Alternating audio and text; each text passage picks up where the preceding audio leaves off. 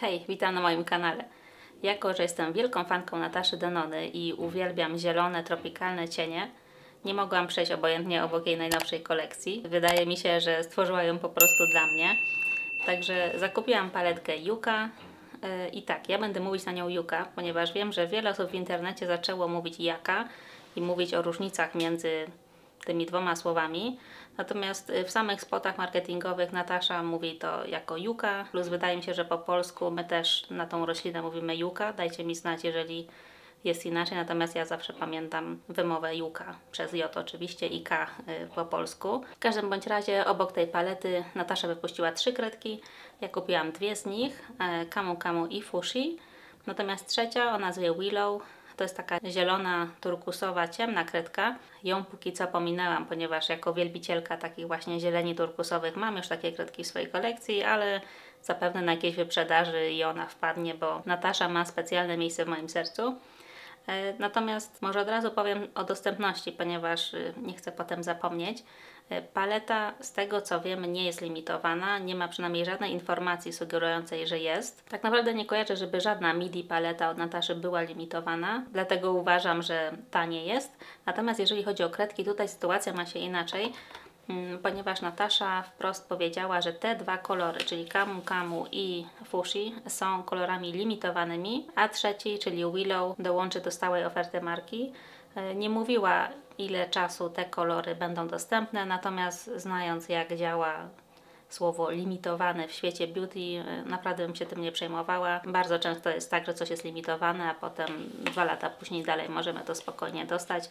Także tylko wspominam, jeżeli komuś bardzo zależy na tych kolorach, to może po prostu szybciej zamiast później, ale nie sieje żadnej paniki, żeby było jasne. Tyle słuchajcie tytułem wstępu, ponieważ ten film będzie pewnie troszeczkę dłuższy. Przechodzimy teraz do dokładnego obejrzenia produktów, swatchy, no i oczywiście makijaży, ponieważ planuję wykonać 2, jeden na każdym oku. Zapraszam. Paleta jest w tym samym formacie co inne paletki MIDI Nataszy, czyli 15 cieni.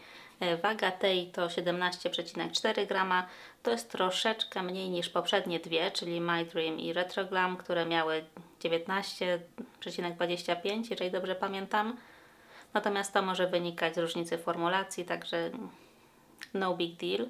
Tutaj mamy nową formułę, nową, nie nową, zaraz o niej więcej opowiem. Natomiast jeszcze, żeby te techniczne rzeczy mieć już z głowy, paletka została wykonana we Włoszech, ma 24 miesiące przydatności, nietestowana na zwierzętach, tak jak zawsze.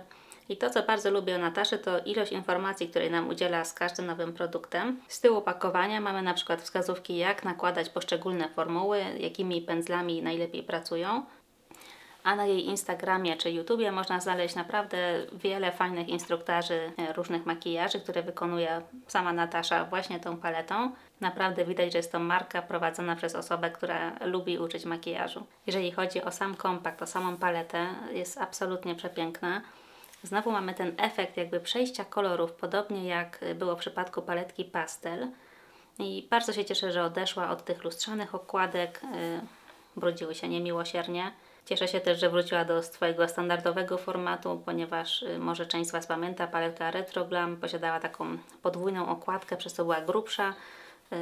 No i nie wygląda to już tak ładnie obok innych palet, które mają ten sam dokładnie rozmiar. Standardowo z tyłu opakowania mamy dziurki, przez które możemy, nie przez które, tylko wciskając tutaj na przykład igłę czy inny cienki, podłużny przedmiot, możemy cień z palety wyjąć i wymienić go na coś innego. Możemy przearanżować kolorystykę, która jest w środku, bądź, tak jak mówię, wymienić cienie na inne, czego ja przyznaję osobiście nie robię.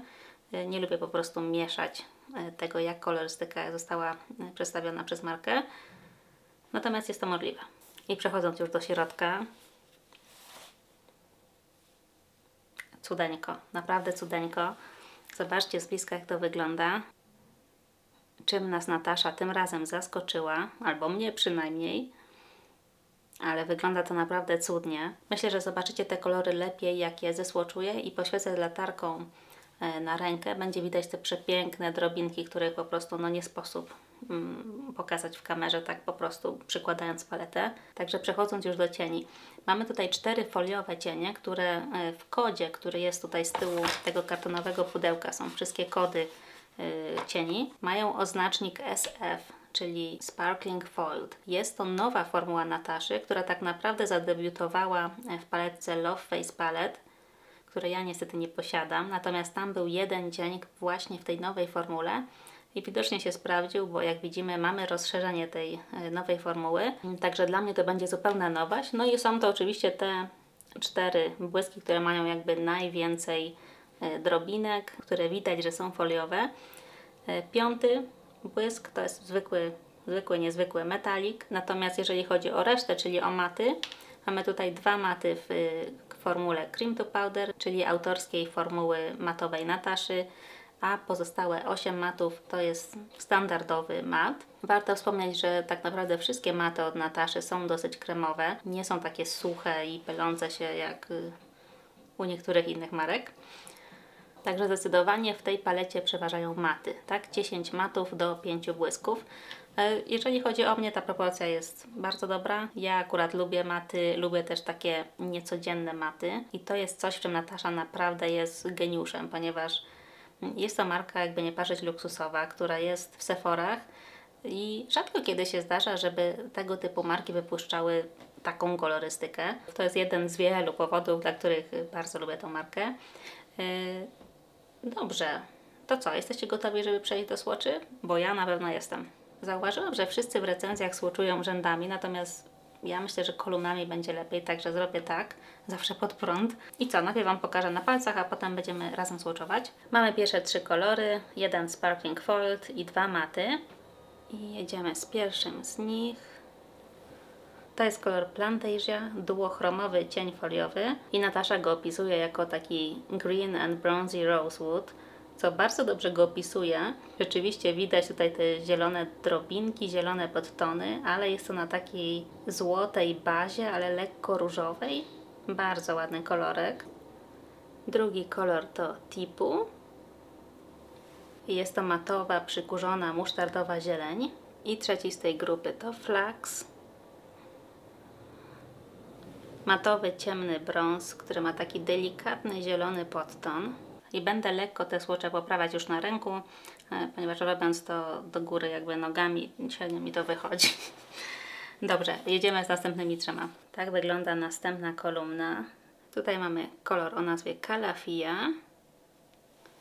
I to jest matowa, ciemna oliwka, Cream to Powder. Już widzę, że to będzie jeden z moich ulubionych cieni w tej palecie. Bardzo mi się podoba. Dalej mamy Elysian. Jest to cień foliowy, średni taupe. Oraz Fuchsia. To jest Cream to Powder, musztardowo-żółty, który ma swój odpowiednik właśnie w kredce do oczu. Słuchajcie, te cienie foliowe są niesamowite. Przepiękny błysk dają. I tak mamy kolor Komorebi. I jest to takie musztardowe złoto. Dalej mamy Valley, zakurzony musztardowy brąz. Oraz Makaja, złoto-oliwkowy foliowy cień. Kolejna kolumna to same maty, jakże piękne. Kolorek Akacja, matowa, złota oliwka. I to jest oliwka, która ma taki ciepły, żółty podton. Zobaczcie, roztarłam więcej tego cienia. Mam nadzieję, że to widać. Dalej mamy kolorek Citrine. To jest taki musztardowo-cytrynkowy kolor. I wszystkie te 3 maty, które teraz słoczuję, to są te standardowe maty, nie Cream to Powder. Trzeci nazywa się Ixia. I Ixia to taki przypalony karmel. Również bardzo piękny. I ostatni rząd to są 2 maty, które mają odpowiedniki właśnie w kredkach i jedyny metalik w tej palecie. Kolorek Camu Camu, matowa, jaskrawa oliwka. Nie oliwka, limonka, co ja gadam. Dalej mamy kolorek Ray, który jest takim zielonym złotym, bardziej zielony niż złoty. I ostatni kolor to Willow, matowa, średnio ciemna, turkusowa zieleń. I tak wyglądają słocze całej palety. Coś naprawdę pięknego. Tutaj podświecam latarką z telefonu, licząc, że pokażę to lepiej, te drobinki.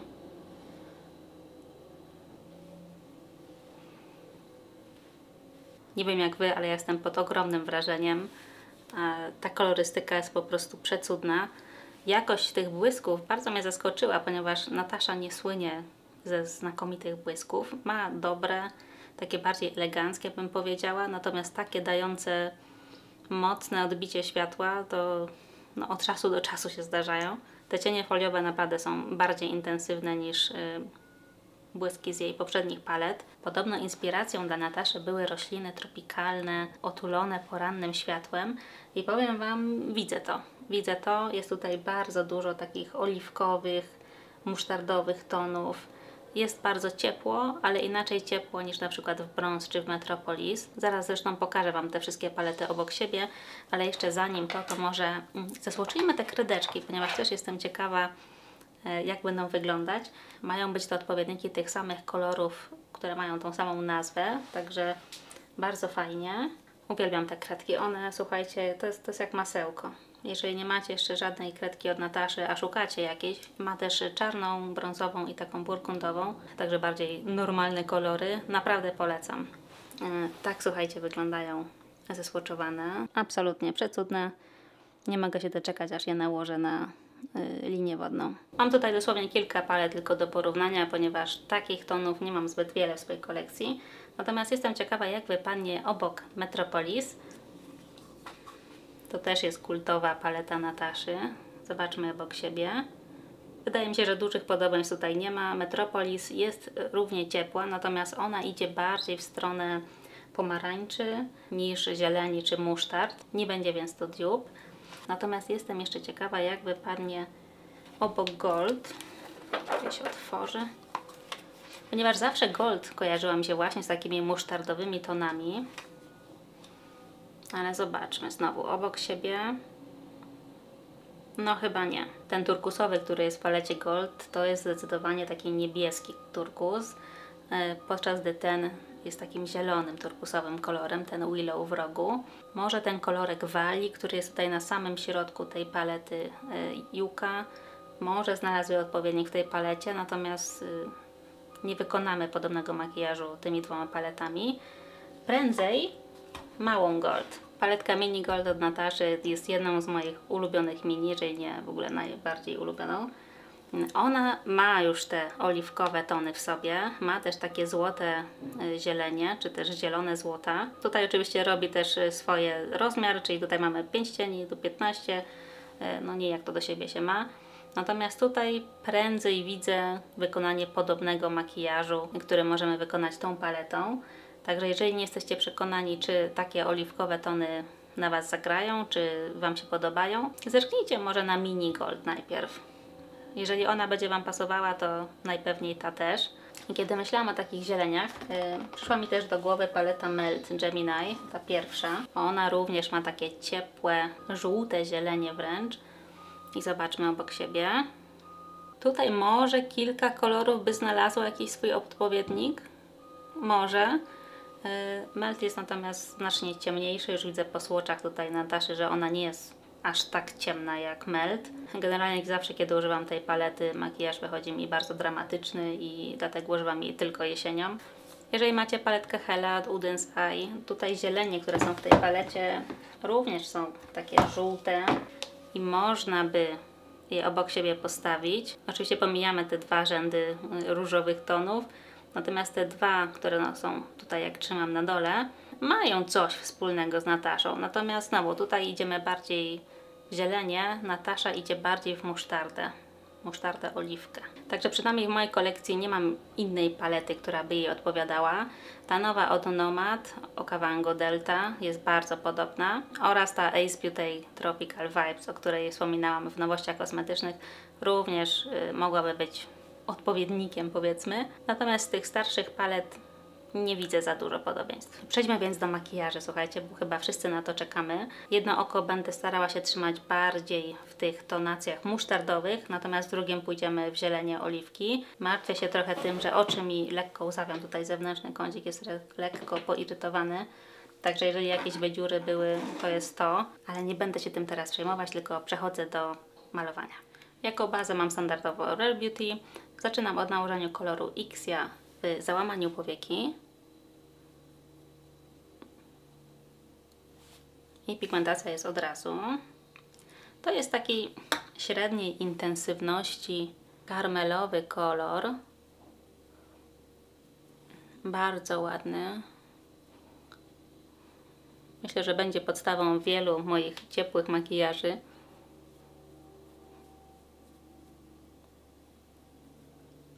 I skupiam go tutaj raczej w zewnętrznej części oka, ponieważ od wewnętrznej chciałabym użyć koloru fuchsia, czyli tego bardziej pomarańczowego. On jest co prawda określony raczej jako taki musztardowy żółty. No jest musztardowy. Przechodzę więc do koloru fuchsia i nałożę go od wewnętrznej strony.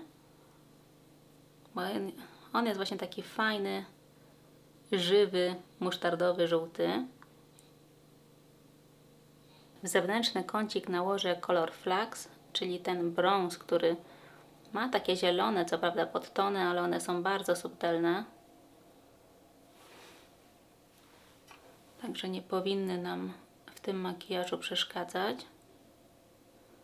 Bardzo mi się podoba, że w tej palecie mamy naprawdę wybór kolorów od jasnego do ciemnego. To jest coś, co naprawdę bardzo ułatwia mi życie. No i przez ten kącik nie wiem, czy dam radę zrobić dolną powiekę. Zazwyczaj w takie dni, kiedy właśnie mi ten zewnętrzny kącik łzawi, to pomijam dolną powiekę, nic na niej nie robię. No i zobaczymy, jak będzie mi łzawić, to po prostu użyję samej kredki w linii wodnej i tak delikatnie, tylko przy linii rzęs. Nie będę tutaj łączyć zewnętrznego kącika z tej strony. No blenduje się jak marzenie. To jest Natasza, tutaj chyba nie muszę nic mówić. Niczego innego się nie spodziewałam. Bardzo przyjemnie się pracuje. Jako błysku bardzo bym chciała w zewnętrznej części użyć tego o nazwie Elysian. To jest tutaj ten taki dosyć chłodny w porównaniu z resztą. To jest natomiast taki średni taupe. I nałożę go, myślę, palcem na początek. Zobaczymy, jak to będzie wyglądać. Nie nałożyłam żadnego kleju. Jestem zbyt podekscytowana, żeby teraz po niego sięgać. Także zobaczymy na razie w ten sposób. Jak będzie trzeba, to dołożę trochę na mokro, żeby podbić ten blask. I ponownie dokładam koloru Flax, czyli tej ciemnego brązu, żeby tutaj połączyć ładnie te dwa kolory. Dokładam jednak pędzlem trochę na mokro, żeby więcej drobinek było widać. To jednak jest najlepszy sposób na podbicie intensywności takiego foliowego cienia. Albo wiecie co, ten kolor jest taki ładny, że go dam na całą powiekę. Bardzo ładny. A w wewnętrznym kąciku daję kolor Plantasia. To jest taki kolor, który mógłby też być toperem, ponieważ nie ma w sobie tak dużo bazy, kolorowej bazy. Nałożę sobie teraz tej kredki w kolorze fuchsia na linię wodną oraz zjadę nią na dolną powiekę. To jest kolor, który odpowiada kolorystycznie temu, który mam w załamaniu. Chociaż tam tak naprawdę pomieszałam dwa, także nie będzie to 1:1, ale i tak przyklepię tą kredkę cieniem.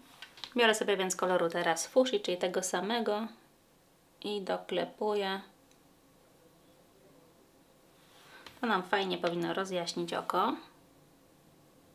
Od wewnętrznej strony nakładam kolorku Plantasia na to, czyli tego toperka, żeby troszeczkę się coś działo. I postaram się, słuchajcie, jednak przyciemnić tutaj ten zewnętrzny kącik kolorem Flax, natomiast boję się, że moje oczy zaczną łzawić. Także jeżeli zaczną, to trudno, ale wydaje mi się, że potrzebuję tego ten makijaż. Jakoś się udało, na razie nie łzawię, natomiast nie wiem, jak będzie potem. Czuję już lekkie takie podrażnienie. I myślę, że tak to już zostawię. Pomaluję rzęsy i zaraz do Was wrócę. Tak więc wygląda pierwszy makijaż. Jest dosyć ciepły, musztardowy, natomiast ten błysk, który mam na sobie, ten średni taupe, zbyt ciepły nie jest. Także jest to takie fajne połączenie dwóch tych światów. Ale muszę już przejść do oka drugiego i do zieleni, ponieważ jak wiecie, zielenie to jest moja miłość. No i ręce już mnie świerzbią. Jako że nie mogę wytrzymać, zacznę tutaj od wewnętrznego kącika i koloru Camu Camu, czyli tego jaskrawego, limonkowego. To jest kolor, który aż się prosi, żeby dać go wewnętrzny kącik. Tak też widziałam, że najwięcej osób go wykorzystuje. Można oczywiście położyć go gdziekolwiek. Bardzo fajnie wyglądałby też jako taki akcent na dolnej powiece, bądź może w jakimś halo eye na środku. Bardzo lubię takie jaskrawe kolory. I to są kolory, które możecie śmiało połączyć z brązami i zrobić sobie standardowy brązowy makijaż, a po prostu wewnętrzny kącik dać coś jaskrawego. Tu widzę już, że miłość będzie. Cudeńko. Idąc dalej, użyję koloru Citrine. Tak na środku załamania powieki. A wykończymy to jeszcze jakimś innym matem, tylko nie wiem jakim. Do wyboru jest kilka. Ale wiecie co, z drugiej strony myślę, że jakoż tutaj wyszedł nam taki ciemny kącik, ciemniejsze oko, to zróbmy to oko jasne. Pociągnę więc ten kolor Citrine do końca.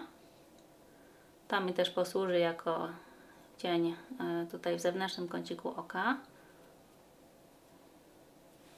3 ruchy naprawdę i wyblendowane. I ten sam kolor, czyli Citrine, nakładam sobie od wewnętrznej strony na dolnej powiece, albo w zasadzie na całej dolnej powiece do końca. I zanim przejdziemy do błysków, nałożę sobie na linię wodną tą kredkę w kolorze Camu Camu. To jest ten sam kolor, który mam w wewnętrznym kąciku, także wszystko powinno się tutaj ładnie łączyć.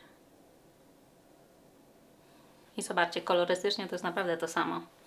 Bardzo jestem pod wrażeniem tych kredek. Mam nadzieję, że może przy każdej kolekcji, albo chociaż co drugiej będziemy widzieć rozszerzenie właśnie tej linii kredek, bo znaleźć takie żywe, fajne kolory w tak dobrej formule jest naprawdę ciężko.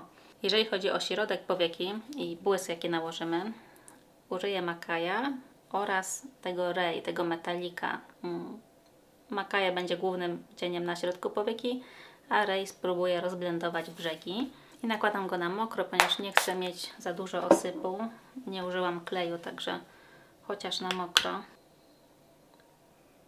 Ojejku, jaki piękny.